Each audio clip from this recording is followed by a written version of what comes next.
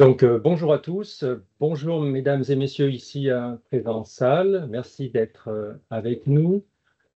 Bonjour à tous ceux qui nous suivent en visioconférence.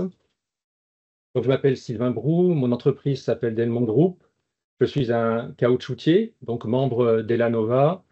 Elanova assure la présidente tournante du CLIFA en ce moment, donc j'ai la chance de vous accueillir et je suis très heureux. Donc le CLIFA, c'est le comité de liaison des industries fournisseurs de l'automobile. Donc il regroupe 6 fédérations, ou 6 filières, je ne sais pas comment on dit. C'est bon. Donc on est autour de la table. Alors si on fait un petit peu le tour sans que je me trompe.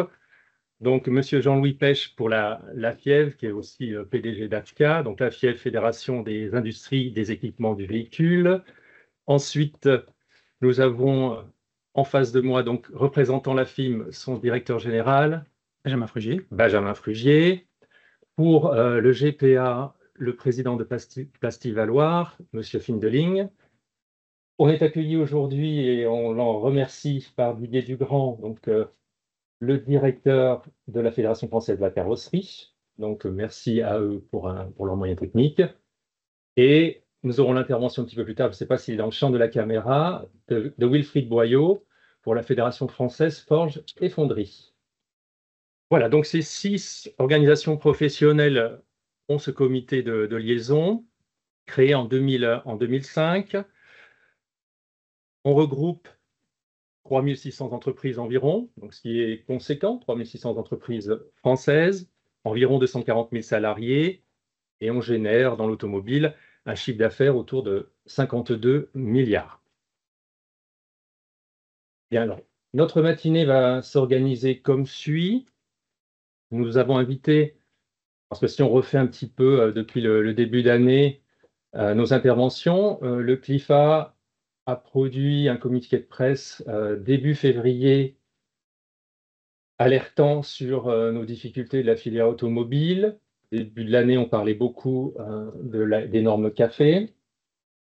Dans la foulée, nous avons sollicité donc, un organisme de recherche représenté ici par son directeur, M. Tommaso Pardi, donc le GRPISA. Donc nous avons sollicité le GRPISA pour travailler sur les bienfaits de la nécessité d'un contenu local, donc des pièces automobiles dans les véhicules assemblés en Europe. Donc c'est le sujet de notre matinée. On veut vous montrer l'importance au niveau européen d'imposer ce contenu local pour la pérennité de nos industries. Donc nous allons organiser la présentation par tout d'abord une introduction de la situation économique que M. Pêche va nous faire en 2 ou 3 slides. Puis ensuite, nous donnerons donc la parole à M. Pardi, qui a structuré donc sa présentation, qui est le résultat de leur recherche, donc les conclusions de leur recherche, avec 3 chapitres. L'ampleur de la concurrence chinoise pour nous, les équipementiers automobiles, les politiques de contenu local, on verra que ce n'est pas nouveau et que c'est utile, les préconisations que l'étude propose, et ensuite, nous illustrerons, on va dire, avec les 6 filières présentes, des cas concrets de ce que nous vivons aujourd'hui et des difficultés auxquelles nous faisons face. Puis nous conclurons et, bien sûr, répondrons donc à toutes vos questions pour clarifier notre propos. Donc, je vais te donner, Jean-Louis, la parole pour nous redire où nous en sommes. Bonjour à tous. Alors, je serai assez rapide dans cette partie-là pour laisser plus de temps à la fois à la présentation de Tommaso Pardi et puis à vos questions, surtout sur le contenu local, parce que c'est le cœur de la présentation. Mais en quelques slides, ce sont des slides qu'on a présentés d'ailleurs à certains d'entre vous lors de précédentes conférences de presse sur effectivement l'alerte de la situation que rencontre l'industrie automobile, en particulier l'industrie équipementière. Alors, les chiffres sont extrêmement parlants et Et au-delà certains disent c'est un ressenti, non, c'est pas un ressenti et il est facile d'objectiver la situation, notamment à travers la production automobile française, hein, puisque les équipementiers servent d'abord un marché de proximité, parfois un marché d'exportation auprès de l'Italie et l'Allemagne, mais c'est essentiellement un marché de proximité. Et vous avez cette courbe que j'ai déjà présentée sur finalement les différents chocs vécus par la production automobile sur le territoire français, avec au début des années 2000, on était à près de 4 millions de véhicules. Un premier choc, ce prime, mais qui s'inscrivait déjà dans dans une perte de compétitivité finalement. Donc, différents chocs. Le dernier choc, c'est le choc du Covid. Et ce qui est extrêmement clair, c'est qu'on ne se remet pas du choc du Covid et que la production française, à partir de 2019, vous voyez, elle était 1,3 million. Elle est encore 1,3 million en 2024. Les chiffres 2025 ne sont pas bons. Donc, on est vraiment dans une situation où on a atteint une sorte de talon au-delà duquel nous pensons que l'industrie automobile française disparaîtra. Donc, c'est une situation extrêmement grave. Vous avez aussi dans le petit tableau les chiffres comparés de la part de la France en termes de production. Vous voyez qu'au début des années 90, en 1990, non, oui, 90 c'est ça, on représentait 8% de la production mondiale. En 2024, c'est plus que 1,5%. Et si on compare à l'Allemagne, on donne un indice 100 à l'Allemagne euh, par rapport à la France. Déjà, on était à 81. Dans les années 90, on pesait 81% si l'Allemagne en pesait 100%. Aujourd'hui, on ne représente plus que le tiers de la situation.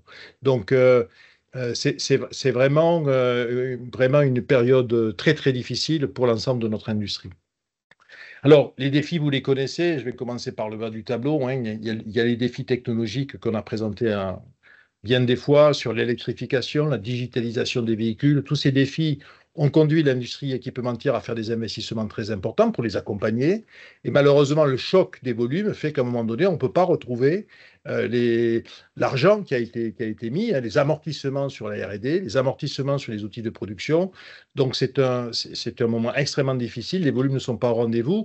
Et comme je le dis souvent, si les constructeurs ont une forme de liberté de fixer le prix du véhicule, d'ailleurs, ils ne se sont pas que restreints là-dessus, hein. Il y a eu des augmentations très fortes du prix des véhicules pour différentes raisons. Les équipementiers, eux, sont contraints par contrat d'avoir des prix quasiment fixes sur l'ensemble des programmes. Donc, vraiment un effet ciseau très difficile. Donc, il y a un premier volet qui est ces révolutions technologiques, ces investissements versus, encore une fois, la perte des volumes.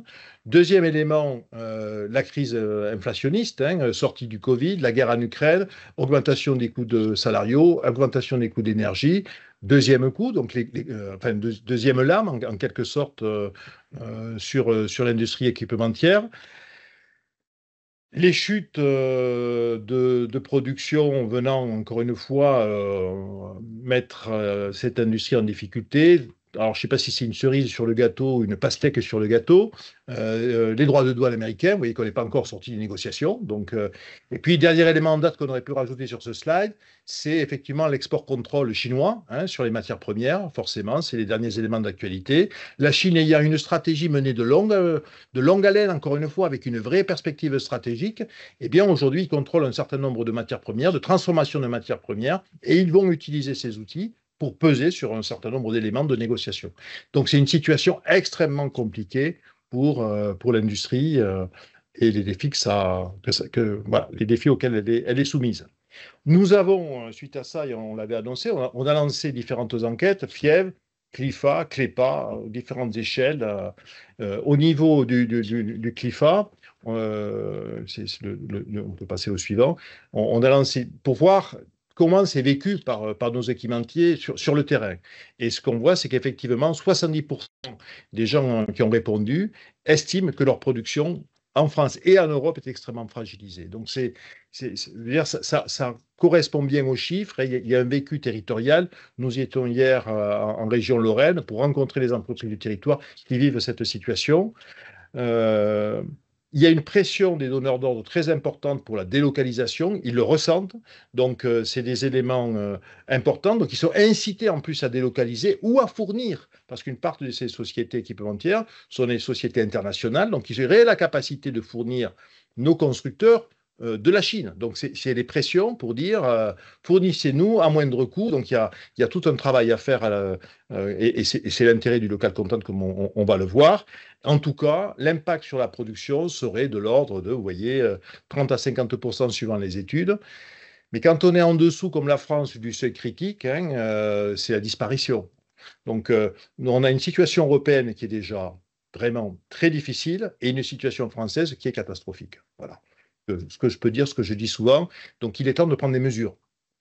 Voilà. Et le local content, je vais laisser la parole à M. Tommaso Pardi, c'est l'une des solutions qui ne sera pas suffisante, mais qui est absolument nécessaire. Très bien, donc je vais enchaîner après cette excellente introduction qui dresse très bien les tableaux. Jusqu'à sous les GERPISA, pour rappeler que c'est les groupes d'études et des recherches permanents sur l'industrie et les salariés de l'automobile. Nous sommes un organisme de recherche indépendant, nous sommes hébergés par l'École normale supérieure des Paris-Saclay et nous sommes soutenus par les CNRS. Parmi les parties prenantes du GIS, les GERPISA, c'est un groupement d'intérêt scientifique. Il y a les ministères de l'Industrie, les ministères de la Transition écologique, les CCFA et la FIEV. Et donc, c'est par ces biais-là que la demande du CLIFA est arrivée à nous. Et donc, nous avons mené cette étude en février, dans un contexte un peu particulier, puisque, comme vous le savez, en février, il y a eu les dialogues stratégiques européens. Et ensuite, au début mars, il y a eu les plans d'action sortis par la Commission européenne pour adresser un certain nombre de ces difficultés. Alors, les contextes, vous le connaissez, la Chine est devenue, était déjà, avant la crise du Covid, les principaux marchés automobiles mondiaux, les principaux producteurs de véhicules légers, mais depuis, il est aussi les principaux exportateurs des véhicules légers, et c'est un peu moins connu, les principaux exportateurs des pièces détachées, et pas seulement pour les véhicules électriques, pour les véhicules thermiques également. L'Union européenne a pris la mesure de cette concurrence. Il y a une enquête de la DG Trade qui a montré qu'elle est très largement déloyale parce que appuyée sur des subventions étatiques extrêmement importantes. Et donc, vous le savez, les droits des douanes pour les véhicules électriques importés ont été augmentés en octobre dernier des 10% à entre 18 et 45% en fonction des marques et des groupes concernés. Or, les mêmes problèmes se posent pour l'industrie équipementière qui est très exposée à la concurrence chinoise, on le verra. Et rien n'a été encore fait, puisque l'industrie équipementière européenne est très exposée avec des droits des douanes qui sont entre 3 et 5%, et pour les batteries, on est à moins de 2%. Les plans d'action sortis le 5 mars prennent acte de ces difficultés, expriment une volonté de l'Union européenne d'y faire face, mais rien de concret n'a pas encore été proposé. Même pour les batteries, on a évoqué l'instauration d'une exigence de contenu local, mais on n'a pas encore précisé laquelle, dans quel délai et à quel niveau. Donc, l'objectif de notre étude dans ces contextes a été de répondre à deux questions. La première est, y a-t-il nécessité, urgence en même temps, d'introduire une politique des contenus locaux? Donc, quelle est l'ampleur de la concurrence chinoise et l'impact qu'elle aura sur le secteur automobile? Et deux, s'il y a bien urgence et nécessité de critères qui sont importants au niveau européen pour amener des réglementations et des politiques, eh bien, quel type de politique des contenus locaux on peut mettre en œuvre en Europe, compte tenu de ce qui s'est fait ailleurs dans le monde, et compte tenu aussi du fait qu'on a besoin d'agir de manière rapide et avec quelque chose qui soit opérationnel dans des délais courts. Alors, première partie du travail sur l'ampleur de la concurrence chinoise pour les équipementiers automobiles européens. Donc, nous avons procédé en 3 étapes. La première étape a consisté à analyser ce que la DG Trade a déjà produit en termes d'enquête. Vous savez, il y a eu des enquêtes pour déterminer les droits des douanes pour les véhicules électriques importés de Chine. Et donc, il y a 2 enquêtes, une sur les aides illégales, l'autre sur les distorsions des politiques commerciales chinoises. Et on a trouvé que les 2 documents sont très clairs sur l'effet que tout ce qui a été prouvé pour les fabricants des véhicules s'applique de manière identique pour les fabricants des pièces et composantes. Je cite, les gouvernements chinois encouragent activement l'expansion coordonnée à l'étranger des marques chinoises qui comprennent à la fois des entreprises de construction automobile et des entreprises de fabrication des pièces automobiles. Donc, les 2 documents montrent de manière très claire que le gouvernement central, les partis communistes chinois, mais aussi les gouvernements régionaux, orchestrent en fait une expansion planifiée à l'étranger, à l'international, et qu'actuellement, les principaux débouchés de cette expansion, et l'Europe, parce que partout ailleurs, il y a des mesures protectionnistes qui verrouillent les marchés, notamment en Amérique du Nord, du Sud, mais aussi dans des pays limitrophes à l'Europe, comme la Turquie. Deuxième citation, la dynamique concurrentielle semble être faussée également dans l'industrie des pièces et des composantes, c'est-à-dire qu'il s'agit d'une concurrence déloyale. Les équipementiers automobiles européens ne peuvent pas résister à cette concurrence parce qu'il y a un tel montant des subventions étatiques que la concurrence est faussée. Troisième citation, tous les outils utilisés pour soutenir les fabricants des véhicules électriques, c'est-à-dire les subventions directes, les soutiens de la politique fiscale, les soutiens des services financiers, le soutien du capital à risque qui ont été mis en exergue par ces enquêtes, eh bien on les retrouve exactement pour les secteurs de l'équipement automobile avec des objectifs clairs, de créer des champions mondiaux, parmi les premiers 25 au monde, pour l'industrie équipementière chinoise. Vous avez les citations, donc tout ça est public, est disponible et cité dans les rapports plus en détail. Deuxième étape de notre analyse, nous nous sommes intéressés aux données douanières et donc on a essayé de quantifier l'évolution des importations des pièces automobiles chinoises en particulier, mais aussi les importations extra-européennes pour voir comment sur ces dernières 10 années, entre 2014 et 2024, la situation évolue en Europe. Alors là, je me concentre essentiellement sur la Chine. Alors vous voyez, premier élément d'analyse, que les déficits de l'Union européenne en fait étaient excédentaire avec la Chine il y a 10 ans, à peu près 8 milliards d'euros d'exportation. Désormais, elle est déficitaire, à 1,6 milliard d'euros. Vous voyez que les déficits qui existaient déjà sous les fixations, les roulements billes, se sont amplifiés, les pneus notamment, se sont amplifiés, se sont creusés, alors que les excédents qu'on pouvait encore faire sur les pièces plus traditionnelles s'est réduit très fortement. Il y a là une exception allemande, parce que l'Allemagne, c'est les seuls pays parmi les 27 qui exportent des véhicules et des pièces et composantes vers la Chine avec un excédent commercial, alors que tous les autres pays sont en déficit. Donc, si on fait exception de l'Allemagne, cette exception s'explique bien, c'est les seuls pays qui exportent massivement et qui ont une industrie très bien implantée en Chine, on s'aperçoit que pour tous les autres pays, France, Italie, Espagne notamment, mais aussi République tchèque et Slovaquie, les déficits étaient déjà là en 2014 et s'est creusé depuis de manière très importante. On est à 8 milliards d'euros de déficit. Même lorsqu'on s'intéresse à l'Allemagne, on s'aperçoit que sur les 5 dernières années, entre 2019 et 2014, l'excédent commercial s'est réduit de 2 milliards d'euros, et cela est proportionnel à la perte des parts des marchés des constructeurs automobiles allemands en Chine, et donc cette tendance est appelée à se poursuivre dans les années à venir. Donc l'exception allemande sera de moins en moins une exception dans ces panoramas généraux.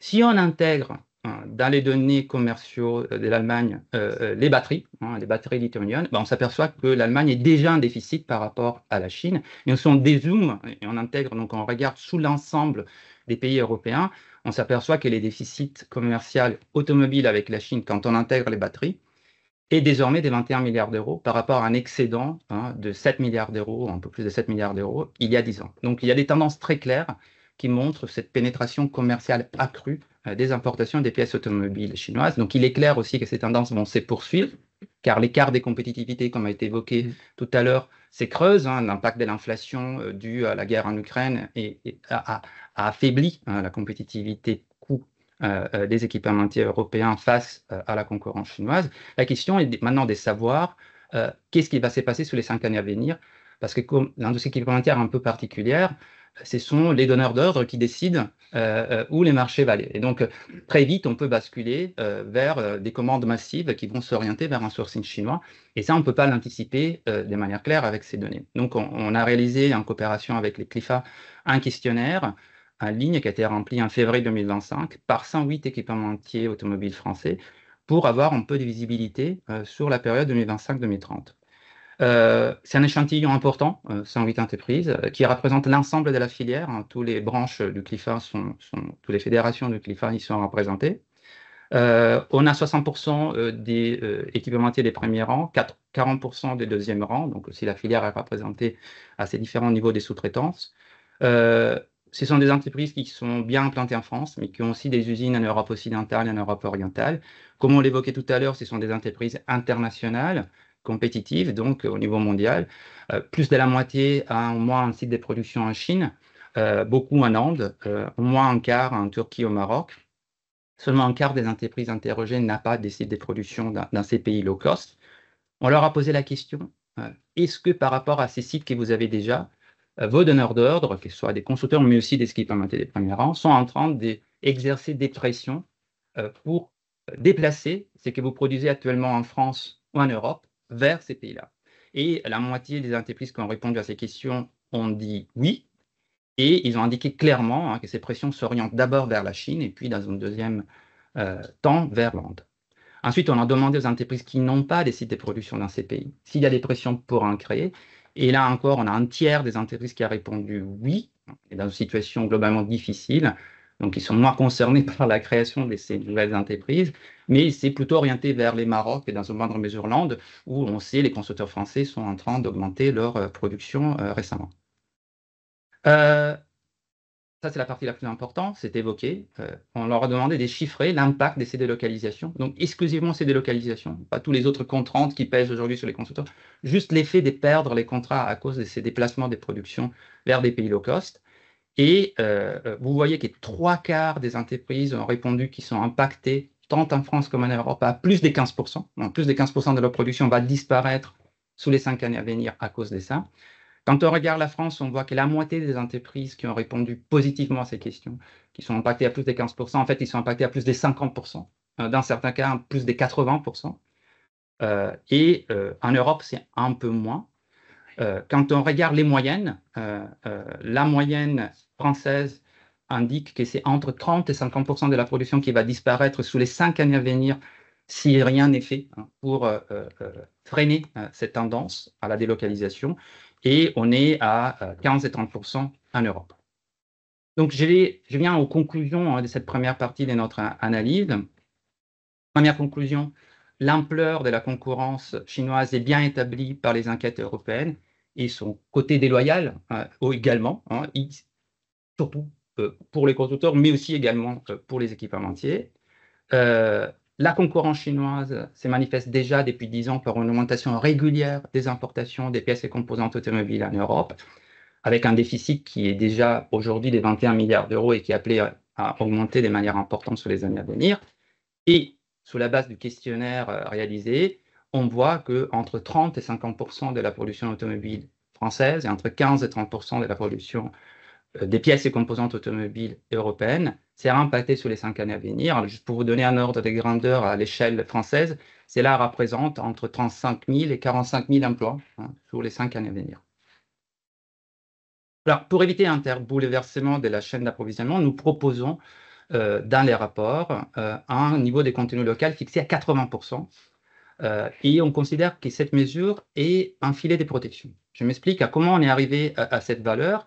C'est que nous avons analysé les flux d'importation extra-européennes et nous avons calculé les rations de ces importations par rapport à l'ensemble des importations intra-européennes des pièces et composantes automobiles. Et vous voyez que la part extra-européenne est inférieure à 20%, ce qui veut dire qu'en moyenne aujourd'hui, un véhicule fabriqué en Europe a un contenu local supérieur à 80%. En fixant les seuils à 80%, ce qu'on fait, c'est de protéger les équipementiers contre un tel bouleversement, sans pour autant créer des contraintes pour les constructeurs. C'est important parce que ça évite que cette mesure ait des conséquences inflationnistes. On sait déjà que les prix des véhicules sont très élevés. Si on va augmenter les coûts de production des constructeurs, cela peut engendrer des problèmes par rapport à la compétitivité d'ensemble de l'industrie automobile européenne. Donc, ce que nous proposons, même si les niveaux peuvent paraître élevés, c'est juste un filet de protection pour s'assurer que les bouleversements qu'on a vu pointer le nez ne se produisent pas sur les 5 années à venir. Oui. Est-ce que je suis bien sur les politiques des contenus locaux pour le secteur automobile? Très bien. Donc, une fois qu'on arrive à cette conclusion, nous passons à la deuxième partie, c'est-à-dire qu'est-ce qu'on fait pour freiner l'augmentation des importations extra-européennes et particulières chinoises. Et donc, nous avons analysé les outils qui sont utilisés par la plupart des pays mondiaux pour s'assurer que les politiques des contenus, que les industries, notamment automobiles, puissent être protégées et s'assurer d'un maintien de la production dans des situations de crise comme celle qu'on vient de décrire. Alors, nous avons analysé plus de 5000 politiques des contenus locaux qui ont été mises en œuvre dans le monde entre 2009 et 2024 dans 57 pays. Et on a constaté d'abord que l'Europe constitue la principale exception dans ces panoramas mondiaux. C'est moins de 1% de ces politiques qui sont mises en œuvre par l'Union européenne. les principaux pays qui mettent en œuvre ces politiques tout au long de la période sont sans surprise des économies émergentes extrêmement puissantes, les BRICS notamment, mais aussi l'Indonésie, l'Arabie Saoudite, mais aussi des pays, c'est bon, parfait, aussi des pays bien établis en termes d'économie mûre comme les Canada et les États-Unis. La Chine ne représente que 4% de ces politiques, mais il y a une raison à cela, c'est que la Chine pratique des subventions directes à ses entreprises, donc n'a pas besoin de qualifier ces politiques des soutiens à la production locale sous la forme des politiques des contenus locaux. La Chine, c'est les champions du monde de ces politiques. Elle concentre elle seule 75% de toutes ces politiques mises en œuvre dans le monde sur la période étudiée. Alors, grosso modo, on peut dire que ces politiques ont d'abord triplé après la crise de 2008-2009 au niveau mondial. On est passé à 10 politiques en moyenne par an à 30. Et puis, ils ont encore une fois plus que doublé pendant la période de la pandémie et après la pandémie. L'industrie automobile représente à peu près 14% de ces politiques. Donc, c'est un des secteurs qui est les plus ciblés par ces politiques. Dans les rapports, nous avons analysé 4 politiques des contenus locaux emblématiques qui sont Innova Auto, la politique des nouveaux véhicules à énergie électrique en Chine, l'Inflation Reduction Act aux États-Unis et les politiques des contenus locaux pour les véhicules électriques en Turquie. Et nous avons constaté que, grosso modo, ces politiques ont un impact positif, ils réduisent les déficits, ils ont permis de structurer des filières domestiques, ils n'ont pas eu d'impact inflationniste. Et donc, on peut dire que lorsque ces politiques sont en particulier associées à des politiques industrielles plus globales, elles fonctionnent de manière assez efficace. Alors là, vous voyez l'évolution mondiale de ces politiques, les nombres de ces politiques mises en œuvre par les premiers 10 pays qui mettent en œuvre ces politiques. Et vous voyez qu'il y a une explosion pendant les Covid. Et une des autres conclusions du rapport, c'est qu'il y a un changement non seulement dans la quantité des politiques mises en œuvre, mais aussi dans la qualité des politiques de contenu local mises en œuvre pendant et après les Covid. C'est-à-dire qu'avant les Covid, on était plutôt dans une situation où ces politiques visaient à réduire les déficits, soutenir des filières émergentes, ou s'assurer que des plans de relance économique bénéficient à de la production locale plutôt que des importations. Depuis les Covid, on est dans un contexte nouveau où les mots-clés, c'est de-risking, réduction des dépendances stratégiques, et où les filières concernées sont des filières stratégiques pour la souveraineté politique et économique des pays. Un bon exemple, c'est l'industrie pharmaceutique. Et là aussi, même l'Europe, au niveau de l'industrie pharmaceutique, lorsqu'elle a commandé les fameux vaccins, il a imposé des exigences de contenu local extrêmement importantes pour que toute la production des vaccins soit réalisée en Europe avec des matières premières européennes. Et là, on voit que ces politiques ne concernent plus seulement les grands pays émergents. Japon, Corée, États-Unis mettent en œuvre de manière systématique ces politiques avec un objectif très clair, réduire leur dépendance stratégique vis-à-vis de la Chine. Parce que la Chine est devenue une grande puissance économique mondiale et leader technologique désormais. Et la seule exception à nouveau qu'on constate dans ces nouveaux panoramas, c'est l'Europe, qui est complètement absente par rapport à ces autres concurrents avec grande puissance économique mondiale. Donc, nous arrivons à nos conclusions sur cette deuxième partie. L'Europe constitue la principale exception dans ces nouveaux panoramas mondiaux. Conclusion, encore notamment la question du de-risking devient centrale. Et l'absence de telle politique en Europe aujourd'hui représente une véritable menace pour ces filières stratégiques, pour des secteurs clés, parmi lesquels il y a le secteur automobile, mais pas seulement. Et que par conséquent, nous concluons que compte tenu de cette évolution, la mise en œuvre de ces politiques en Europe est appelée de manière inévitable. C'est juste une question de temps, et on est persuadé que plus tôt on mettra en œuvre ces politiques, plus efficaces ces politiques seront. Tu as encore 2 ans. D'accord. J'essaie de voir le retour. Alors, on passe maintenant à la solution, qui sont les règles d'origine. Est-ce que mes slides sont bien synchronisés en ce moment? Pas encore. Parfait. Voilà, t'es bon. Alors, qu'est-ce que sont les règles d'origine et pourquoi on considère que c'est la bonne solution? Alors, il existe d'ores et déjà, y compris en Europe, des exigences des contenus locaux qui s'appellent des règles d'origine, mais qui s'appliquent exclusivement dans les cadres des accords de libre-échange. C'est-à-dire que quand l'Europe, par exemple, exporte des voitures vers les Japon, dans les cadres de l'accord de libre-échange avec les Japon, eh bien, il doit respecter une exigence des contenus locaux des 60% pour que ces véhicules soient reconnus comme étant européens et ne soient pas taxés. Donc, c'est une mesure qui existe déjà. Nous avons analysé dans les rapports une dizaine des règles d'origine associées au temps d'accord des libre-échanges et dont 7 de ces règles d'origine sont actuellement mises en œuvre par l'Europe. Et nous avons constaté qu'il s'agit d'un cadre solide pour mettre en œuvre des politiques des contenus locaux, puisque ces règles d'origine sont, déjà appliquées, connues par l'ensemble des acteurs et donc peuvent être mises en œuvre très rapidement. Elles s'appuient sur 3 critères différents pour définir les contenus locaux.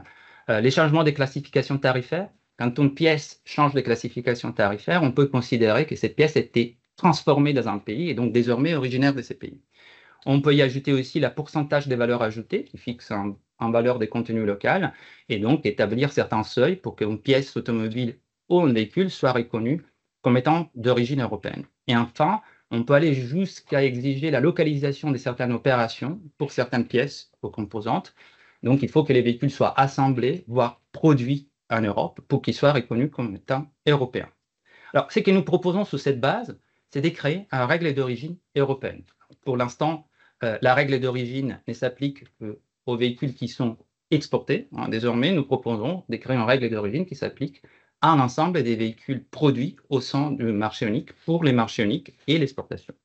Nous proposons donc de les fixer, comme on l'a évoqué précédemment, à 80% des valeurs des contenus locaux.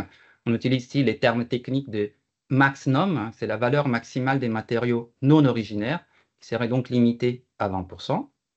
Nous proposons de fixer un niveau un peu plus faible, donc 80% pour les véhicules, 75% pour les pièces composantes comme plafond, toujours dans la même idée d'avoir un filet de protection. C'est-à-dire qu'il ne faut pas que cette mesure représente une contrainte par rapport au statu quo vis-à-vis des constructeurs. Il ne s'agit pas de créer des pressions supplémentaires sur le coût de production, c'est juste d'assurer que les bouleversements évoqués ne se produisent pas.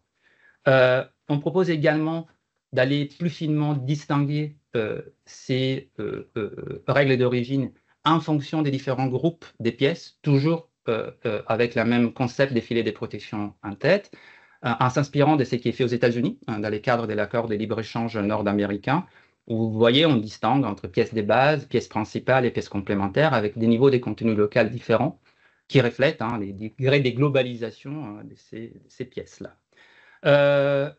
On propose aussi pour les pièces de base d'associer des contraintes, des exigences d'opération de fabrication. Un moteur électrique d'un véhicule électrique made in Europe doit être fabriqué en Europe. Nous proposons d'exclure les batteries de la règle d'origine pour les véhicules parce que les sujets batterie est un peu différent. On a autant pour toutes les pièces et composantes automobiles, on a un dossier équipementier en Europe qui peut servir tous les besoins, grosso modo. Pour les batteries, on est encore dépendant d'importations importantes pour les matières premières, pour les raffinages de celles-ci, pour certains composants. Donc, il faut s'assurer que la règle d'origine pour les batteries soit compatible avec l'état de développement de la filière de la batterie européenne. C'est pour ça qu'on propose de la distinguer. J'arrive donc à ma conclusion. Cette nouvelle règle d'origine permettra de définir de manière claire qu'est-ce que c'est un véhicule made in Europe, avec un contenu local de 80%, qu'est-ce que c'est des pièces et composantes made in Europe pour ces véhicules-là. Elle pourra ensuite être intégrée dans toute une série de politiques qui deviennent aujourd'hui centrales dans la transition vers les véhicules électriques et plus généralement dans la relance du secteur automobile, les politiques commerciales. On pourra imaginer par exemple d'exclure de la libre circulation des marchandises au sein du marché unique les véhicules qui ne sont pas made in Europe ou les pièces et composants qui ne sont pas made in Europe et donc de les taxer de manière correspondant à leur pays d'origine. On pourra intégrer les véhicules made in Europe dans toutes les politiques des marchés publics, s'assurer qu'on a vraiment des marchés publics qui s'orientent vers des véhicules fabriqués en Europe avec des pièces et composantes automobiles made in Europe. On pourra l'utiliser pour stimuler dans tous les plans qui visent à stimuler la demande, les bonus électriques, les leasing social, les programmes de décarbonation des flottes, on pourra les orienter vers des véhicules made in Europe. Et dans toutes les politiques d'incitation d'achat des consommateurs également, et tous les aides à la production qui sont désormais envisagées, par exemple les Clean Industrial Aid Framework annoncés le 5 mars, là également, on pourra se dire que ces aides doivent être orientées vers des entreprises qui respectent la règle d'origine européenne. Et enfin, lorsqu'il y aura des investissements directs étrangers, ce qui est bien entendu l'industrie équipementière européenne accueillie avec grande ouverture, eh bien, il faudra s'assurer que ceux-ci respectent également ces règles d'origine. Donc, on considère que ces dispositifs relativement simples à mettre en œuvre, parce qu'il existe déjà, peut être un levier extrêmement puissant pour garantir ces filets de protection et s'assurer que les bouleversements qui ont été évoqués par les 108 équipementiers interrogés ne se produisent pas. Voilà donc notre conclusion et nos préconisations pour les politiques européennes à venir. Encore, je crois. Vas-y. Juste pour évoquer que les trois, donc vous avez 3 documents qui sont disponibles sur les sites du GRPISA, les rapports lui-même en anglais, puisqu'on vise les instances européennes, on l'a rédigé en anglais pour qu'ils soient les plus accessibles possibles, et les résumés en français et en anglais qui est également disponible sur le site du GRPISA. J'ai pris déjà beaucoup de temps. Merci beaucoup Thomas. On a du mal à se synchroniser là. Je ne sais pas si c'est des bons slides. Pour revenir. Voilà. Désolé. Non, mais bien, merci beaucoup. Merci Thomaso. Bien, je crois que moi que cette présentation, elle est très importante et très convaincante. Et nous avons la possibilité, avec la présence là, de toutes les filières, d'illustrer ce que nous vivons au quotidien dans chacune de nos branches. Donc, je crois qu'on va commencer les témoignages avec la mécanique. Donc, Benjamin Frugier va nous illustrer la vie des industries de la mécanique aujourd'hui face à cette concurrence chinoise. C'est bon ? Oui, donc merci pour cet exposé. Donc peut-être partir du plus général et aller au plus particulier. Effectivement, côté Chine, l'économie chinoise est très dirigée et donc elle fait l'objet d'un certain nombre de plans quinquennaux. Mais depuis une quinzaine d'années, avec l'arrivée de Xi Jinping, il y a eu une inflexion pour aller sur des produits plus technologiques.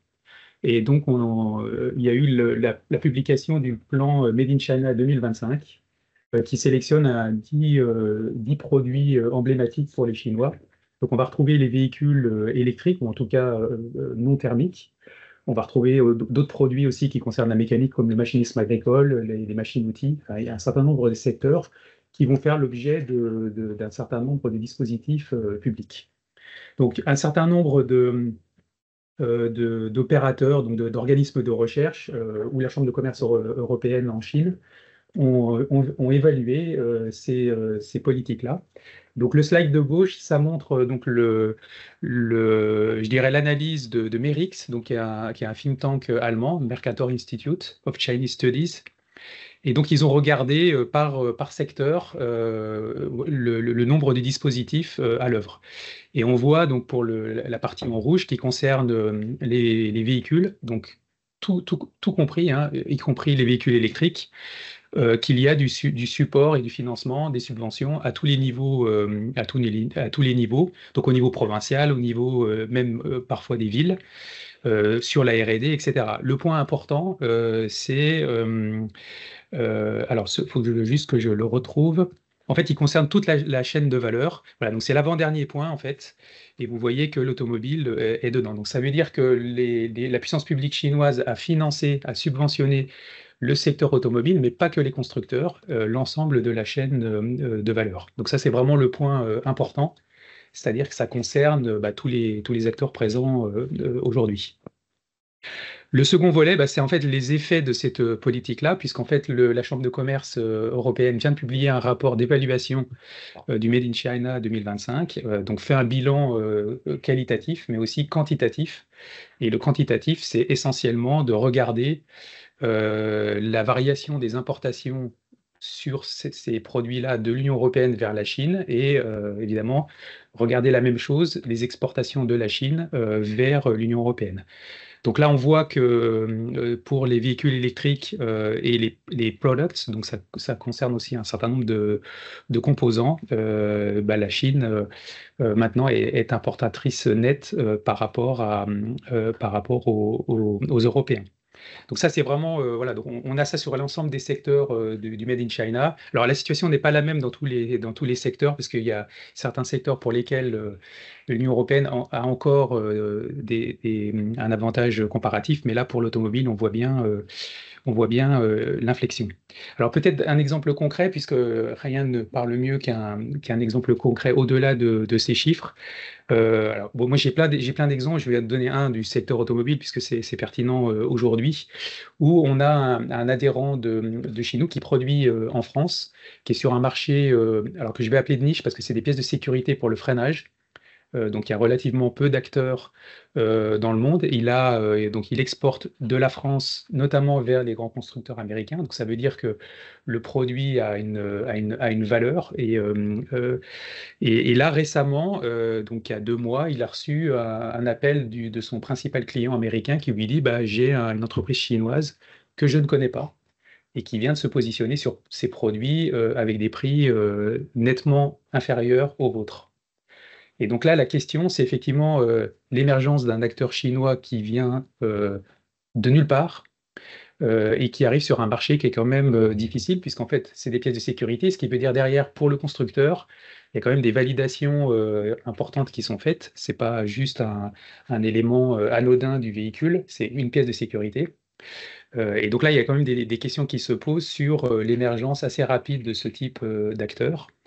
Voilà, ça c'est le premier point. Et le second point, c'est dès lors que c'est une pièce de sécurité, l'industriel français a encore un peu de temps d'avance, justement du fait de ces procédures de certification interne aux constructeurs pour évidemment pas changer de fournisseur.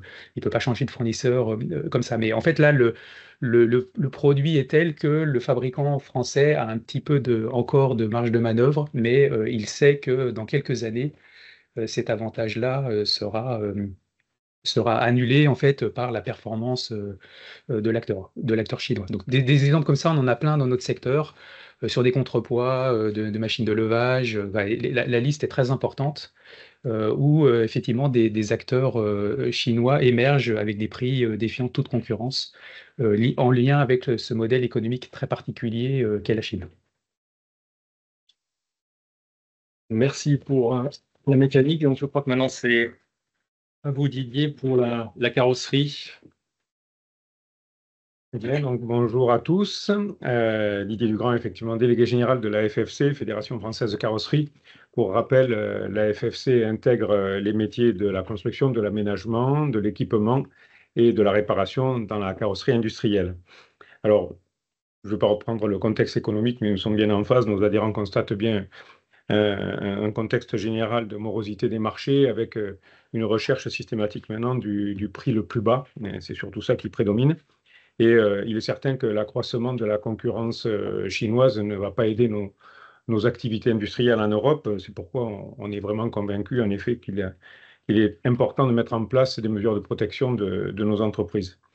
Paradoxalement, sur certains dossiers récents d'appel d'offres, on en parlait tout à l'heure, publics, par exemple sur les véhicules d'intervention et de secours, on constate qu'aujourd'hui, la décision des acheteurs repose à 70% sur le prix, les 30% restants étant réservés à des critères d'ordre technologique.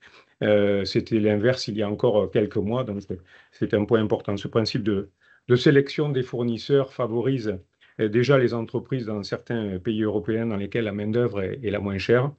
Au bout du compte, c'est la sécurité qui pourrait effectivement pâtir au niveau de ces véhicules. On constate par ailleurs qu'en Allemagne et en Italie, les représentants des pouvoirs publics appliquent des critères sur les appels d'offres qui sont davantage de nature à préserver leur industrie nationale. Concernant plus particulièrement la concurrence chinoise, pour nous, elle a toujours existé, et notamment sur les produits manufacturés les plus faciles à transporter. Ce qui est à craindre aujourd'hui davantage du point de vue de nos adhérents, c'est l'impact de leurs avancées technologiques sur les solutions de mobilité électrique pour inonder le marché et donc impacter de manière significative les alternatives européennes qui sont parfois encore embryonnaires. Un bon exemple avec l'automobile est le cas de Tesla, puisque en chute de moitié, ce sont des volumes qui aujourd'hui sont immédiatement accessibles à une offre chinoise déjà bien présente sur le terrain. Les véhicules industriels donc, vont potentiellement suivre cette évolution, cette transition, et doivent être protégés des solutions lourdes chinoises déjà disponibles et à bas coût, avec certainement parfois une approche de dumping. Le risque est d'importer des produits dont les utilisateurs vont profiter des valeurs ajoutées et finalement en devenir dépendants. Ce sera pour nous très difficile à ce moment-là de reprendre les parts de marché sur ces véhicules. Alors, nous avons une vitrine grandeur nature avec Solutrans, puisqu'en tant que propriétaire et organisateur de Solutrans, nous constatons l'arrivée des Chinois en force dans la partie, notamment véhicules utilitaires légers électriques, avec les prix habituels du thermique.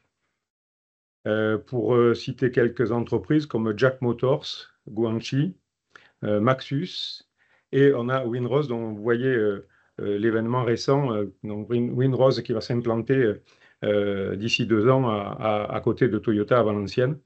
Et vous avez donc peut-être pu assister à cet événement au lancement officiel de Windrose lors d'une rencontre à Versailles avec notre président de la République, Emmanuel Macron. Donc, en plus des Chinois, nous constatons également la présence des Coréens avec Hyundai et Kia, et des Japonais avec Toyota et Isuzu. Cette année, nous accueillerons plus de 25 constructeurs à Solutrans. On voit que c'est un marché qui est en pleine ouverture et donc qui sera forcément très influencé par la concurrence chinoise. Merci à vous. Merci Didier pour ce témoignage concernant la carrosserie. Je vais continuer pour les industries du caoutchouc. Alors sans slide de support, mais je crois qu'on a fait beaucoup d'actualités, en particulier au niveau pneumatique en ce début d'année. Donc plus globalement, l'industrie du caoutchouc automobile doit s'adapter au passage aux véhicules électriques, puisqu'il y a quasiment 2 fois moins de pièces caoutchouc dans un véhicule électrique que dans un véhicule thermique. Donc on a déjà ce challenge. Mais si vous rajoutez le marché qui est faible et par-dessus des imports massifs de pièces de nos concurrents chinois, cela nous met dans une situation impossible. Au niveau des statistiques, on a noté en 2024 une augmentation de 18% d'importation de pièces caoutchouc venant de Chine en France, alors que le marché automobile est plutôt en récession. Donc vous voyez l'effet ciseau, on a un marché qui se contracte et des imports chinois qui augmentent fortement. Alors dans le pneu, c'est très marqué puisque c'est une augmentation de 50% l'an dernier, et dans les pièces caoutchouc techniques, c'est une augmentation de 16%. Il y a beaucoup d'explications derrière. On l'a vu au travers de l'étude de M. Pardy. Nos concurrents chinois ont été bien subventionnés, bien préparés, sont montés en puissance très fortement, supportés par un marché important en Chine. Mais également, les crises inflationnistes que l'on subit depuis la guerre en Ukraine nous a décalés en compétitivité. Aujourd'hui, fabriquer des élastomères en Chine est moins cher qu'en Europe. Ce n'était pas le cas auparavant.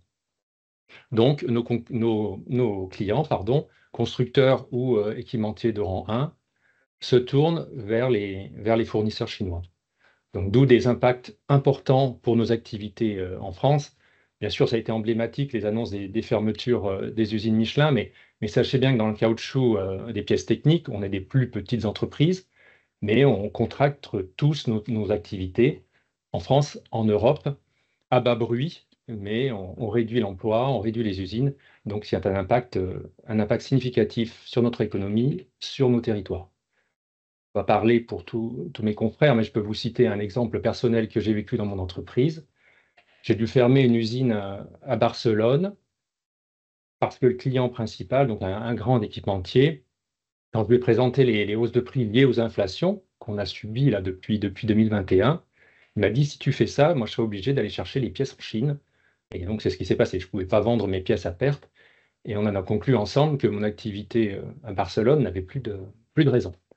Et ça, on le voit chez tous les fournisseurs de pièces caoutchouc en France et en Europe. Donc voilà un témoignage concret de cette arrivée massive de pièces chinoises. Et je crois que vous pouvez le vivre vous-même quand vous allez changer les pneus de votre voiture. Désormais, quand vous allez chez Noroto, Euromaster, Feu Vert, etc., l'offre de pneus chinoises à moitié prix par rapport à des pneus européens, elle est pléthorique. Et c'est pas acceptable. Donc voilà pour le témoignage du milieu de la caoutchouterie. On va passer, je crois, maintenant à vous, Monsieur Findling, pour la plasturgie. Oui, bonjour. Donc, moi, ici, je suis le vice-président du GPA, du groupement de la plasturgie automobile. Nous avons en France 25 adhérents. Nous avons un chiffre d'affaires de pratiquement 2 milliards d'euros et nous avons 11 300 personnes utilisées en France. Et nous avons pratiquement chacun d'entre nous des usines en Europe de l'Est qui représentent à peu près le même chiffre. C'est-à-dire que nous représentons à peu près en Europe 25 000 personnes. Et nous sommes bien sûr confrontés à, je dirais, l'arrivée massive de la concurrence chinoise. Et nous avions eu peut-être la puérilité de croire que quand les 40% de taxes ont été imposées par l'Europe sur les véhicules chinois, nous nous sommes dit qu'une fois que ces véhicules chinois taxaient, les constructeurs français allaient pouvoir donc faire des véhicules à des prix comparables. Et que comme ils feraient des prix dans des quantités comparables, ils nous commanderaient des pièces, équipements pour monter ces voitures en France. Or, qu'est-ce qu'on constate actuellement? C'est qu'effectivement, pour garder ces prix compétitifs, nos constructeurs envisagent pour beaucoup d'acheter tous leurs composants en Chine et non plus en France. Donc là, moi, j'oserais dire, on passe à côté de la gare, parce que si l'imposition des 40% imposée par l'Europe pour les véhicules chinois ne va que pour faire fabriquer par nos constructeurs des véhicules en France, mais qu'on n'utilise absolument plus d'équipementiers français. Je ne vais pas citer nos constructeurs français, mais vous les connaissez. Ils vont, dans un premier temps, certainement limiter la casse en évitant des plans sociaux. Mais alors nous, on va tout prendre. Et dans les années qui viennent, ça va être dramatique. Et d'autant plus que nous, dans la plasturgie, d'une façon générale, nous avons des petites machines où depuis très longtemps, l'industrie chinoise fait partie de nos compétiteurs et on fait avec. Mais que depuis quelques années, nos grands constructeurs français nous ont demandé pour des très très grosses machines, sur des pièces de plusieurs kilos, comme des pare-chocs, des consoles ou des tableaux de bord, ils nous ont demandé de nous implanter à côté de leur usine française. C'est des machines qui pèsent 1000 tonnes et que si, dans la suite des événements, nous sommes plus compétitifs pour fournir ces pièces, on a même des pans entiers d'investissements très très importants qui seront totalement hors sol. Donc là, il faudra absolument faire quelque chose, c'est-à-dire que si on ne taxe pas, comme on taxe les voitures, si on ne taxe pas les composants chinois, si vous voulez mon avis, je pense que là, on est complètement parti en dehors de ce qui était l'initialité de cette chose-là. Et c'est pourquoi je suis totalement en phase avec ce que vous proposez, à savoir un véhicule, quand il sera produit en France et voire en Europe, doit avoir une majorité de composants qui sont issus de France, voire d'Europe. Merci. Pour la plasturgie. Donc, on voit bien que tous les secteurs d'activité se rejoignent. On va maintenant écouter le témoignage donc, de la Fédération Forge-Fonderie, représentée par Wilfried Boyau. Alors, ça va être moins un témoignage, je partage et nous partageons tous les constats qui viennent d'être faits. Juste, la Forge et la Fonderie en France, c'est 8 milliards d'euros de chiffre d'affaires, 36 000 salariés et 400 établissements, et un chiffre d'affaires qui, sur les deux professions pour l'automobile, est de 50% du chiffre d'affaires global. Mais si on distingue entre les deux professions, pour la forge, le chiffre d'affaires global de la forge, 70% est fait avec l'automobile. Voilà, pour vous donner un peu... voilà. Donc moi, je voudrais juste aborder 3 points qui sont pourquoi il faut le faire et pourquoi maintenant. D'abord, bon, on a vu, et l'étude prouve qu'on a un outil robuste, la règle d'origine, qui est polyvalent, c'est-à-dire qu'il peut être articulé sur plein de politiques économiques. Donc, l'outil est là, ce qui veut dire qu'on peut se passer de l'étape qui justifierait de temporiser en disant on n'a pas l'outil pour faire. On a l'outil pour faire, on sait comment il fonctionne, il est robuste. Ensuite, c'est le bon momentum. Pourquoi? On vient de l'expliquer largement, pour faire reculer très rapidement la menace imminente sur les fournisseurs de l'industrie automobile européens. Parce que ce qu'on disait notamment sur la mécanique tout à l'heure, oui, avec toute la valeur ajoutée qu'on a dans nos pièces, etc., on a encore un tout petit peu d'avance, mais si on veut ne pas tomber demain, c'est maintenant qu'il faut le faire. La deuxième chose, c'est qu'il a bien été montré que, en fait, l'Europe est en retard sur ce type de politique et de défense qui sont maintenant utilisés pour d'autres choses, on l'a vu, que pour juste fermer les frontières et se défendre. C'est utilisé aussi dans le cadre d'une prospective industrielle. Donc, on est en retard, il faut le faire maintenant. De façon tactique, c'est plus facile et peut-être plus légitime de l'instaurer maintenant, vu le tempo qu'a impulsé Trump et qu'ont impulsé les États-Unis. Donc, je dirais que si ça semble un peu étrange pour certains, ça le semble encore moins aujourd'hui. Et puis, clairement, il faut arrêter d'opposer les politiques entre elles. C'est-à-dire qu'il est plus temps de dire « Ah mais non, mais d'abord il faut travailler sur la compétitivité, après on fera ça ».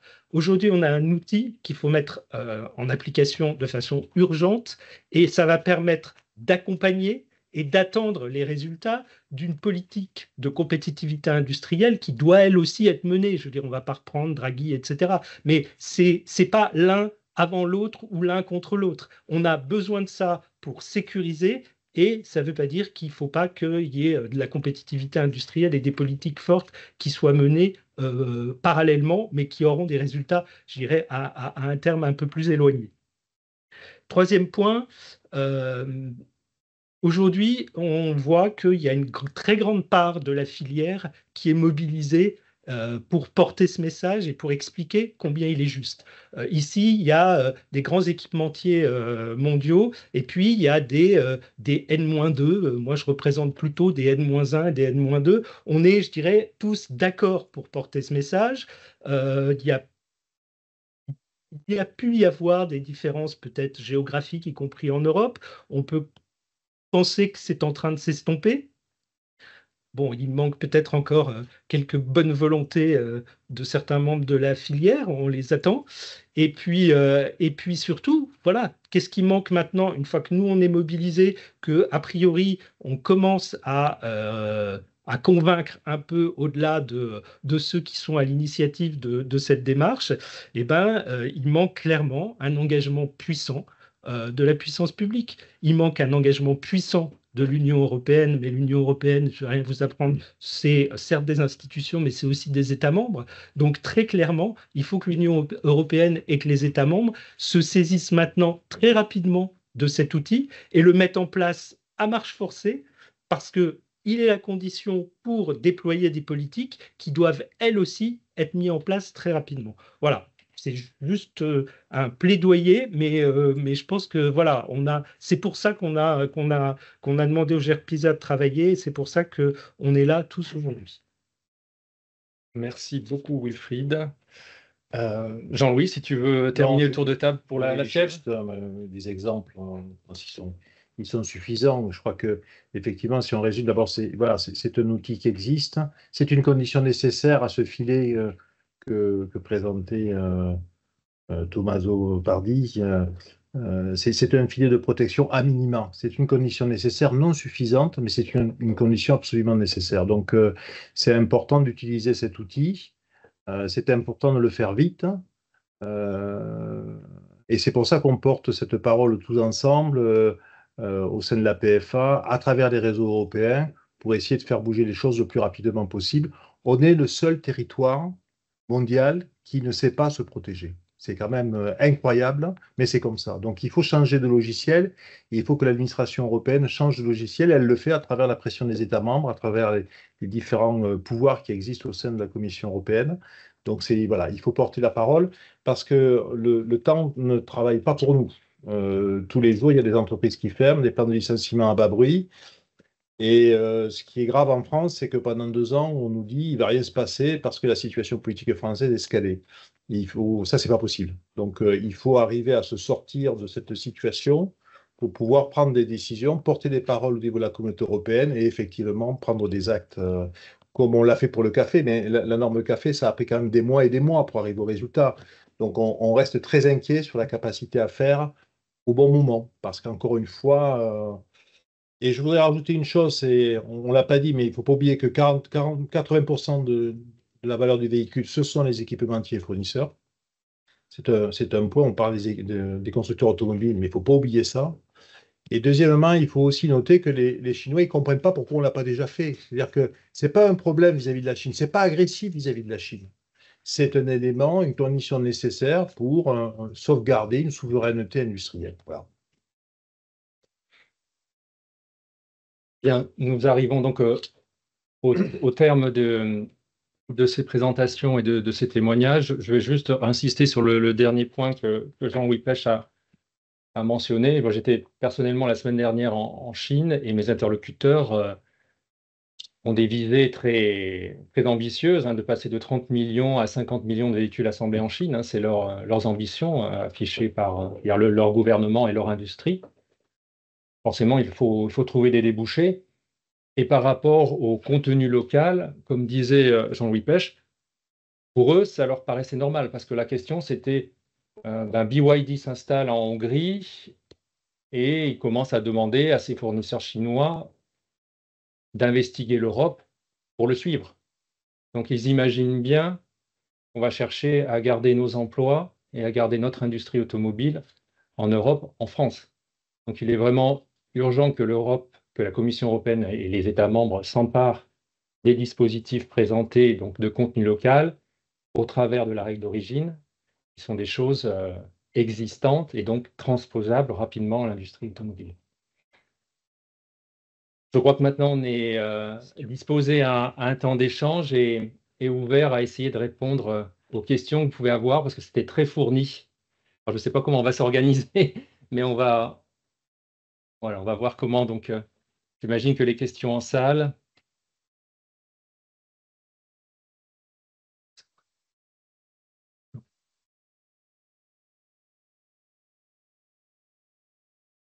Sur la position des constructeurs automobiles sur le contenu local, est-ce que l'ACEA vous suit sur cette demande ou pas du tout?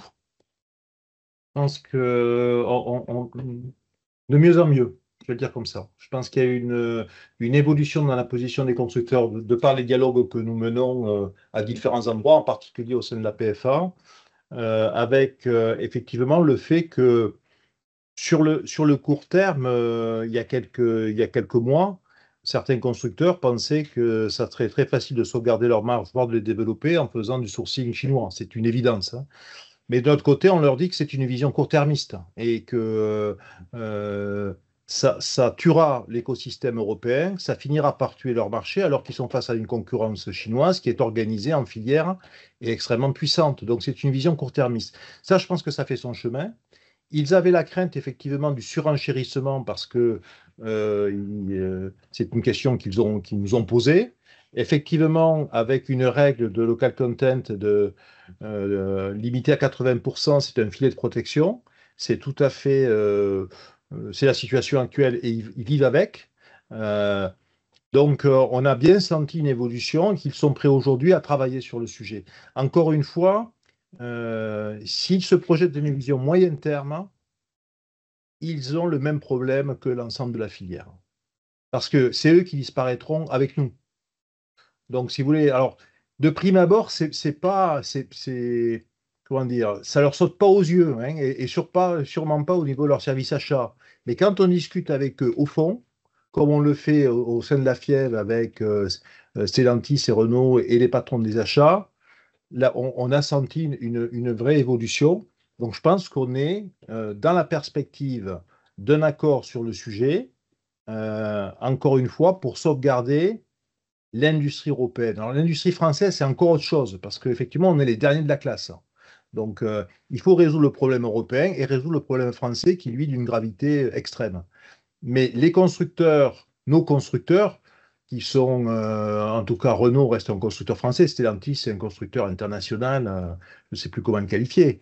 Mais je pense que le dialogue que nous avons engagé, on les a sentis bouger, et je pense qu'ils sont prêts de passer à neutre, positif. Alors, il va y avoir des points d'achoppement, en tout cas de discussion, Maroc, Turquie, Europe élargie ou pas, enfin, il y a des sujets qui vont se poser. Mais encore une fois,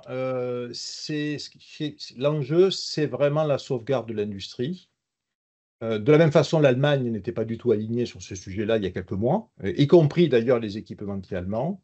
On a vu Bosch qui a rejoint le mouvement. Je pense que la situation en Allemagne bouge aussi parce qu'il y a cette perspective, encore une fois, et les chiffres présentés par M. Tommaso Pardi le montrent, si vous voulez. Il y a une cinétique, les chiffres sont en évolution. Et si on ne fait rien, la situation, c'est un tsunami chinois. Mais même pour eux. Parce que en même temps, dans l'étude du GERPISA, on voit bien que les équipementiers, les fournisseurs citent nommément Stellantis et Renault comme étant ceux qui les poussent à aller dans des pays à bas coût. Et d'ailleurs, c'est une stratégie assez assumée. Donc, comment est-ce qu'ils peuvent à la fois s'accorder sur le contenu local et en même temps être très actifs en fait, dans cette politique de best cost countries? C'est ce qu'on appelle les injonctions contradictoires du monde d'aujourd'hui. Donc, s'il le voit à court terme, vous avez absolument raison. S'il le voit à moyen et long terme, et un programme automobile, même si ça s'accélère, c'est aussi moyen et long terme. Et sur le moyen terme et long terme, ils ont perdu la partie. Donc, si vous voulez, c'est comme toute entreprise. Vous devez essayer d'allier court, moyen, long terme.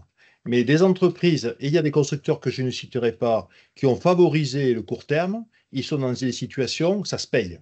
Donc, si vous voulez, quand vous prenez du recul et que vous discutez au bon niveau avec ces personnes-là, je pense qu'il y a de la place pour une vraie politique. Hein. Et quand même, nous sommes tous Européens. Hein. Je rajoutais juste, si on se place côté constructeur, ce qui les intéresse, eux, c'est leur concurrence sur les véhicules. Donc, si les véhicules BYD, Chery, Geely, etc., vendus en Europe, doivent être vendus avec 80% de contenu européen, il y a une base d'équitabilité, c'est une concurrence loyale sur un marché. Donc, pour les constructeurs, finalement, ça leur enlève cette pression de véhicules importés chinois 30% moins chers parce que toute leur filière est 30% moins chère. Donc, au-delà de l'aspect de se projeter dans le temps, il y a aussi concrètement, indirectement, c'est une protection pour eux sur leur marché d'origine. Et moi, je voudrais juste revenir, sur cette idée de se projeter dans le temps. Je veux dire, une politique de dumping, quel est son objectif? C'est de tuer les concurrents pour pouvoir ensuite pratiquer les prix qu'on veut. Donc, à terme, une fois qu'il n'y aura plus de fournisseurs hors pays agressifs, je ne pense pas que les pays agressifs continueront à vendre leurs pièces à des bas coûts. Donc, à long terme, laisser tuer la filière, ça veut dire se soumettre complètement à des prix qui vont augmenter.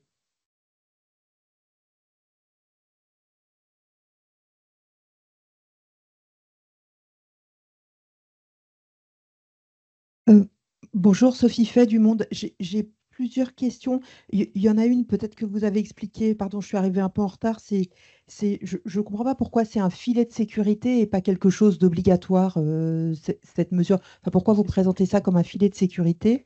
La deuxième chose, c'est que je crois qu'il y a des événements à Bruxelles au CLEPA aujourd'hui, et moi, pour leur avoir parlé il y a une quinzaine de jours, je ne les ai pas tout à fait sentis sur la même ligne que vous.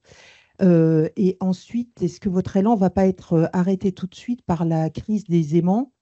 Parce qu'apparemment, il y a plein de... Enfin, les Chinois ne donnent pas les licences d'exportation sur les aimants industriels et vous allez vous retrouver à avoir des usines à l'arrêt bientôt. Et donc, c'est difficile d'avoir des mesures qui, même si ils ont un double langage en vous disant qu'ils comprennent ce que vous faites, en réalité, peut-être que les constructeurs et les équipementiers comprennent ce que vous faites et que les autorités agissent différemment. Et nous, ce qu'on entend, c'est qu'ils sont plus sur les licences d'export sur certaines matières premières. Ils sont plus sympas, entre guillemets, avec les Allemands qu'avec enfin, en tout cas, avec tous les pays qui n'ont pas dénoncé ou soutenu des mesures protectionnistes anti-voitures chinoises qu'avec ceux qui essayent de se battre, quoi. Peut-être sur la partie pourquoi on dit filet de sécurité. Enfin, en 2 mots, En pratique, c'est c'est obligatoire. parce que le niveau actuel de local content, on va dire, sur l'essentiel des productions européennes et en moyenne, c'est 80%. Donc, si tu veux, ce n'est pas aggraver une situation, c'est juste dire on stabilise la situation de local content. C'est pour ça que c'est. Voilà, Mais ce on serait- a pris les termes de filet de Ce sécurité. serait une mesure obligatoire, évidemment. C'est pas supplétif. C'est par rapport à la situation économique et pratique aujourd'hui, c'est un filet de sécurité. Mais ce qu'on demande, c'est effectivement que ce soit une règle qui s'impose. Ajouter que Je peux ajouter que, bien entendu, quand on parle de politique des contenus locales, l'Europe n'est pas au départ favorable parce que pendant 30 ans, on était dans une logique très organisation mondiale du commerce, très libre-échangiste. Et là, les contextes ont changé. On est dans un nouveau contexte géopolitique. Et donc, un des critiques qu'on fait souvent aux politiques des contenus locaux, c'est qu'ils vont faire augmenter les prix, on va avoir un impact inflationniste, ils vont protéger des industries qui ne sont pas compétitives, ils vont contraindre les donneurs d'ordre, les constructeurs. Alors, avec ces notions des filets de protection, on dit non, pas du tout. Là, l'objectif, ce n'est pas de contraindre les constructeurs à s'équiper davantage en Europe, c'est juste d'éviter un déplacement massif du sourcing vers les pays low cost. Donc, c'est pour ça qu'on parle des filets de protection, aussi pour rassurer la Commission européenne et les Digitrade, qu'il n'y a pas là une mesure qui viendrait avoir des impacts inflationnistes et qui c'est une mesure qui, au contraire, va renforcer la compétitivité industrielle européenne parce qu'il a besoin de ces filets de production pour réussir sa transition. Donc, c'est ça les concepts filets de protection. C'est vraiment pour envoyer un message clair sur la nature des politiques demandées. Ce n'est pas du reshoring, ce n'est pas de ramener des choses qui ont été sourcées ailleurs. Ça, c'est les statu quo. On laisse les constructeurs gérer les statu quo. Les équipementiers, ils s'accommodent bien. On voit qu'ils restent compétitifs. La part de l'Est européen n'a pas augmenté énormément. Il y a une problématique chinoise. Ces filets de protection visent à résoudre ces problèmes-là et permettre de garantir la souveraineté et la soutenabilité de cette industrie dans cette phase de transition. Donc, par rapport au plan d'action, ça nous semble une politique nécessaire qui malheureusement est pour l'instant absent, mais on sent aussi qu'au niveau européen, c'est en train quand même de bouger. Ce n'est pas simplement les constructeurs, mais aussi les instances européennes s'y intéressent de plus en plus. C'est ça. Donc, c'est le deuxième élément sur le CLEPA, encore une fois, comme l'explique d'ailleurs Tommaso, là, les logiciels de la communauté européenne ont été ce qu'ils ont été, et notamment avec la protection du consommateur, un libéralisme, etc. Donc ce changement de logiciel, il n'est pas simple, et les choses sont en mouvement. La position du CLEPA, il y a quoi? Il y a 2 ans, ou 1 an et demi, c'était je ne veux pas entendre parler du local content. Aujourd'hui, ils viennent de lancer une étude avec Roland Berger, dans la foulée de l'étude qu'on a faite avec le GERPISA. Donc, les choses sont en mouvement. Il faut qu'il y ait un alignement, effectivement, des acteurs. C'est pour ça que la position n'est pas extrémiste. 80%, ce n'est pas extrémiste. Mais pourquoi on n'est pas extrémiste? Parce qu'on estime qu'il faut qu'il y ait un consensus le plus large possible, constructeurs, équipementiers, fournisseurs, sur une position européenne. C'est le premier niveau. Et s'il n'y a pas consensus, rien ne se passe. Donc, il y a un gros travail qui est fait. Le CLEPA, encore une fois, fait une étude pour essayer de se réapproprier ce que nous avons fait. Alors, on peut le regretter parce que notre étude est ouverte, on leur a transmis, etc. Mais c'est comme ça. Les constructeurs, encore une fois, voient bien. J'étais lundi en présence de Laurent Saint-Martin avec la PFA et les constructeurs. Un constructeur était présent. Il a tenu un discours sur le local content qui était tout à fait positif. Alors, prudent, mais positif. Donc, je pense qu'il y a une vraie évolution. Et c'est une condition, encore une fois, nécessaire. Ensuite, la position des Chinois, effectivement, les Chinois ont pris des positions stratégiques et ils vont les utiliser. Donc, sur les aimants, oui, mais c'était déjà le cas. Donc, c'est juste le fait qu'ils utilisent une position stratégique. À nous d'utiliser peut-être, lorsqu'il y a trop de pression, des moteurs sans aimant permanent, parce qu'il y a des groupes qui savent le faire, il y a des solutions technologiques. Ensuite, c'est pour ça qu'on défend aussi d'autres éléments de plan d'action sur l'innovation, sur la capacité technologique, sur l'investissement. Le local content, c'est un élément nécessaire, mais il ne sera pas suffisant pour que l'industrie automobile européenne tienne le choc. Il faut associer à ça, reprendre le rapport Draghi, politique d'investissement, politique d'innovation, il faut relever des défis, bien entendu. Et alors, en France, comme on est les plus mauvais de la classe, il va falloir qu'on pédale fortement pour remonter la pente, hein. Et malheureusement, la bicyclette semble un peu lourde. Mais bon, voilà. Donc, les choses sont en mouvement. C'est pour ça qu'on martèle et qu'on utilise aussi ce pouvoir de communication que vous représentez pour expliquer à l'ensemble des parties prenantes que ce sont des outils qui existent, c'est des choses que l'on peut faire et que l'on peut faire rapidement. Voilà. Donc, est-ce que l'Europe le fera rapidement? On verra. Mais en tout cas, nous, on pousse.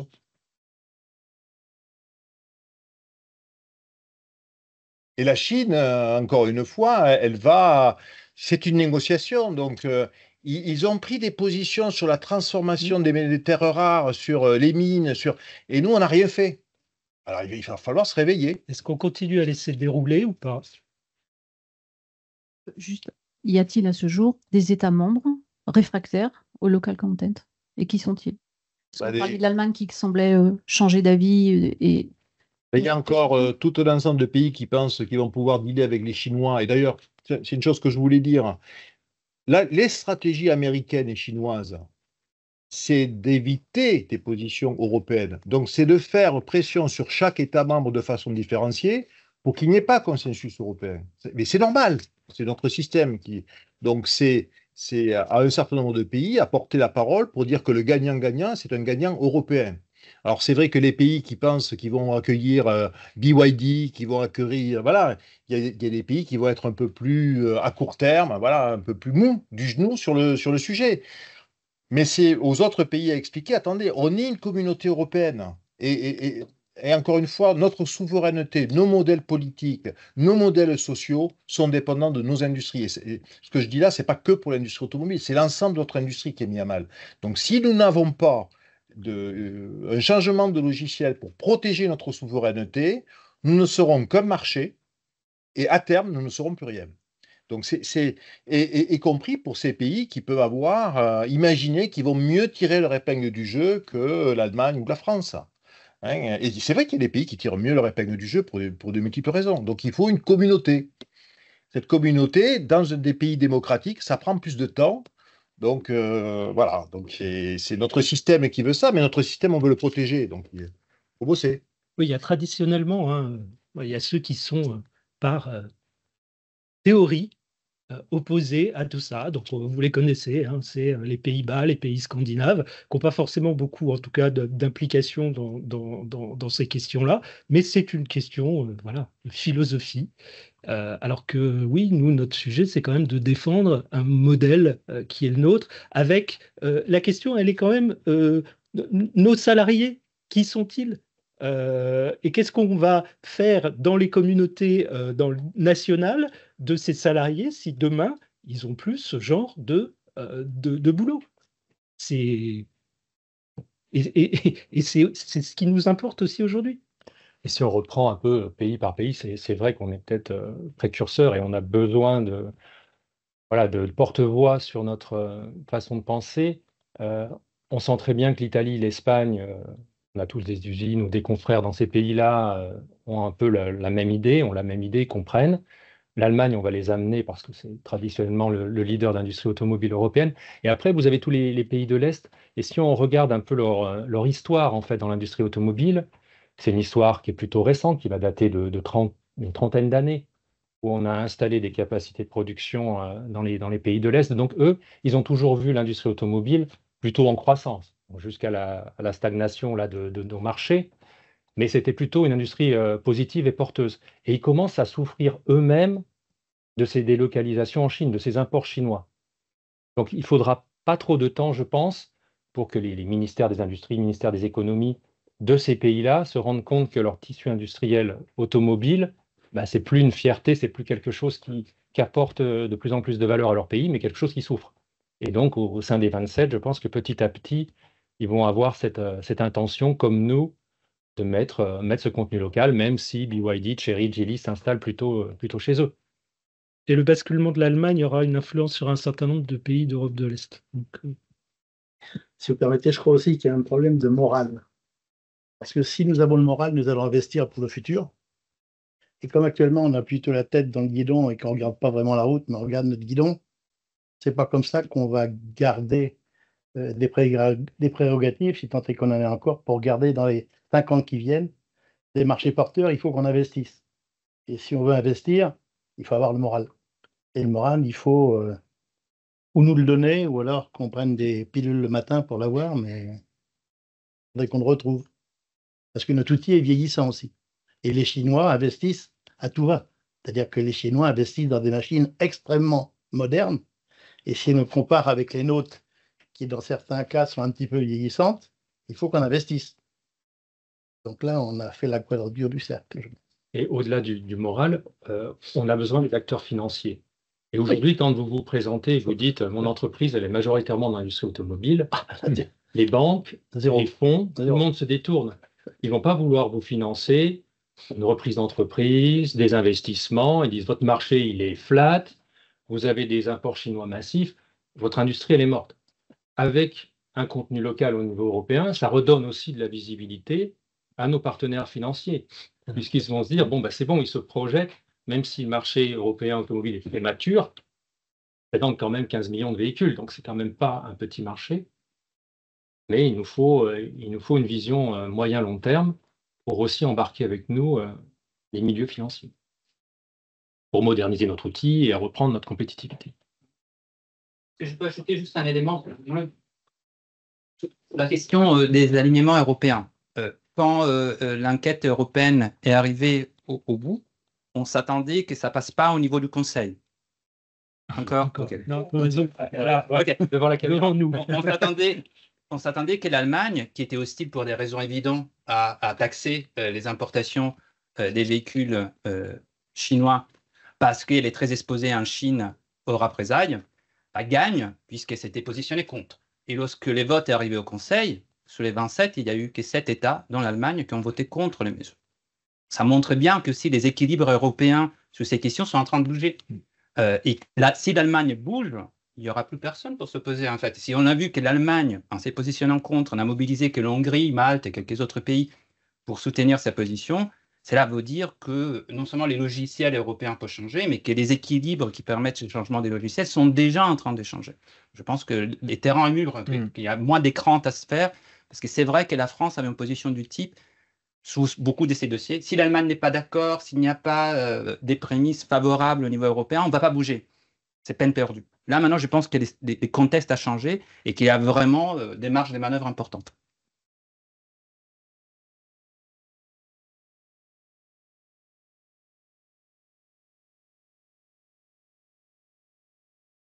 Les constructeurs chinois vont s'installer en Europe et, a priori, vont faire suivre leurs fournisseurs et leurs équipementiers.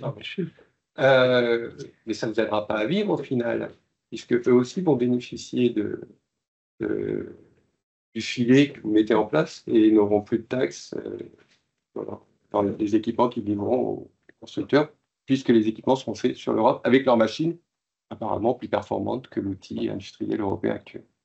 Non, mais il faut le voir dans l'ordre de gravité. Si les Chinois s'installent en Hongrie avec des usines tournevis pour monter des équipements venus de Chine, c'est très grave et on est mort. Si les équipementiers chinois, à coût de rachat, à coût d'implantation, viennent fabriquer en Europe, ils vont venir fabriquer en Europe suivant les règles européennes. Et là, on sera compétiteur. Donc, on a une chance, à condition d'être compétitif, de relever le défi face à la compétition chinoise, comme certains d'entre nous le font déjà en Chine. Alors, c'est pas facile, mais on sait qu'on a une chance. Si on ne fait rien, on a zéro chance parce que, comme l'étude Jarpisa le montre, ils sont sponsorisés, c'est une volonté d'hégémonie industrielle. Donc, voilà. Donc, c'est... je dirais la compétition pour les industriels que nous sommes et pour les entrepreneurs, on la vit tous les jours. On la refuse pas. On la refuse pas. Mais que en Europe, on travaille tous avec les mêmes règles du jeu. Quand on est en Chine, on travaille avec les règles du jeu chinois. C'est pas facile parce que on n'est pas chinois, donc il faut expliquer qu'en fait en Chine on est chinois. Mais on y arrive. On y arrive.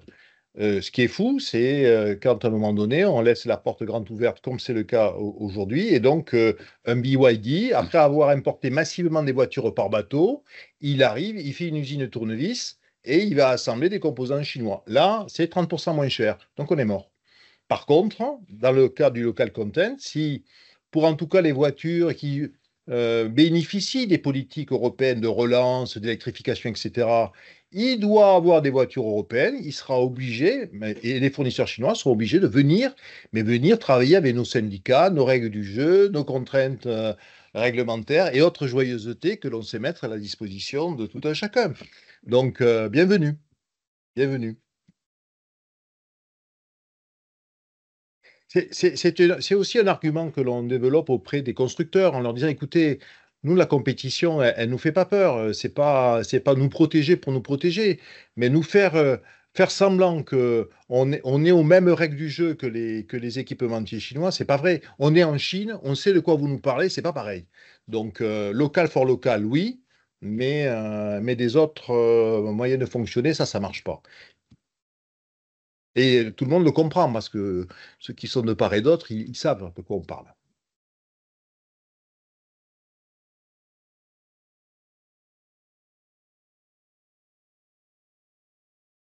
Je crois qu'on est dans les temps, c'est ça?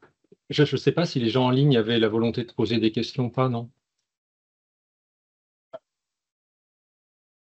Je crois qu'on peut vous remercier tous pour votre présence et votre attention, ainsi que les questions qui nous ont permis d'argumenter et d'enrichir notre propos.